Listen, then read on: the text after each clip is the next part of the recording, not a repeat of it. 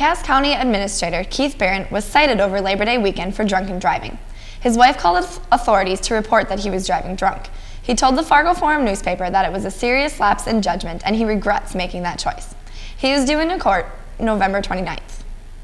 A bomb was found in a Fargo apartment garage yesterday. Police Lieutenant Joel Vettel said the local bomb squad determined the device contained gunpowder and some type of pellets. It was housed in a potato chip can and is one of the larger bombs authorities have found in the area. Officials with the Federal Bureau of Alcohol, Tobacco, Firearms, and Explosives are tracking down the former tenants. A Jamestown man was sentenced yesterday after he was accused of fleeing police, driving off the road, injuring his passenger, and leaving the scene without helping her. 18-year-old Gunnar Syverson was convicted by jury trial of 3 Class A misdemeanors and 2 Class B misdemeanors. On November 7, 2010, Syverson allegedly drove a vehicle while his license was suspended and fled police, crashing the vehicle and seriously injuring his passenger. Since his arrest, he has served 87 days in jail. For the B misdemeanors, Judge Thomas Merrick sentenced Syverson to serve 30 days in jail with 30 days credit for time served. For the A misdemeanors, Syverson was sentenced to 1 year in jail with all but 87 days suspended and 87 days credit for time served. He also has to pay about $350 in fees and fines, as well as $1,800 in restitution. North Dakota education officials have decided against immediately applying for a waiver from the requirements of the federal No Child Left Behind law. The Obama administration is allowing states to seek exemptions from the 2002 law requirements if they present alternative standards. Representatives from teacher administration and school board groups decided during a meeting yesterday that there was not enough time before the November 14th deadline for them to agree on proposed standards. Cities around the country have come to the end of their rope with patience for the Occupy Wall Street movement. In Oakland, California, police filed downtown streets with tear gas late Tuesday night to stop hordes of protesters from re-entering a City Hall plaza that had been cleared of their encampment earlier that day. In Atlanta, the mayor ordered police to arrest more than 50 protesters early yesterday and to remove their tents from a downtown park after deciding the situation had become unsafe. They were originally allowed to camp there overnight.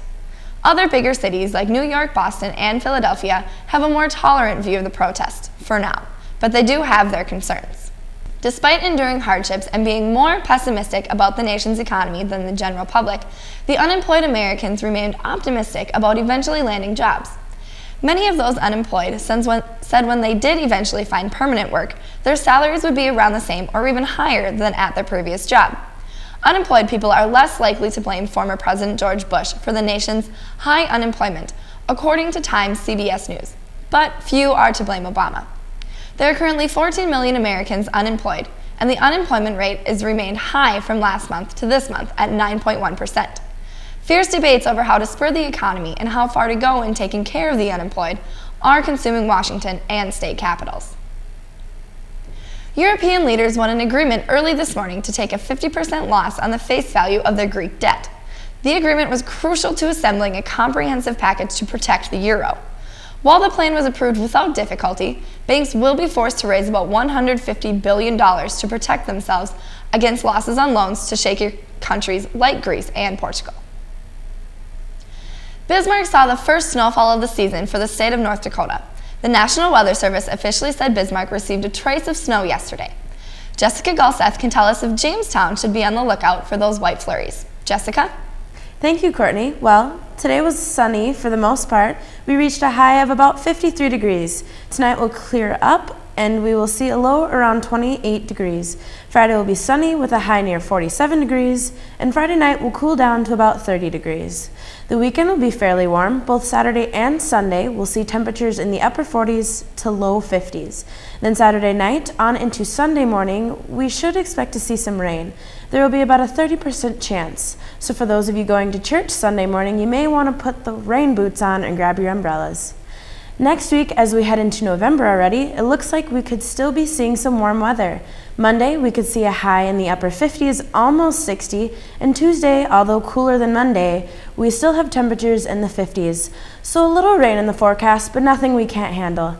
That's the weather for today, Jamestown. Now back to you. Thanks, Jessica.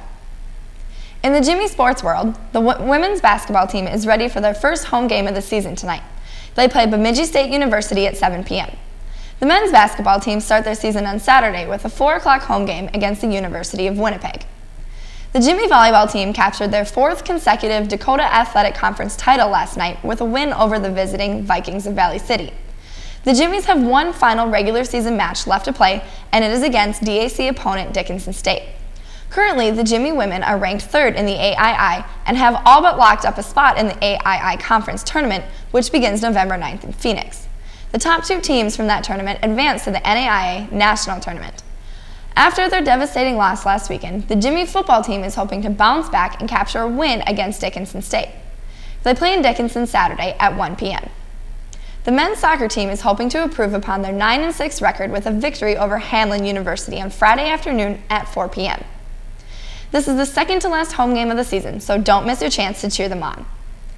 The Jimmy men's wrestling teams will take to the mats tonight in a black and orange duel. It starts at 7 p.m. in the Hansen Center. That's all for the news tonight on this 27th day of October. Please join us again tomorrow night as we connect the campus with the community. I'm Courtney Oliver. Good night, Jamestown.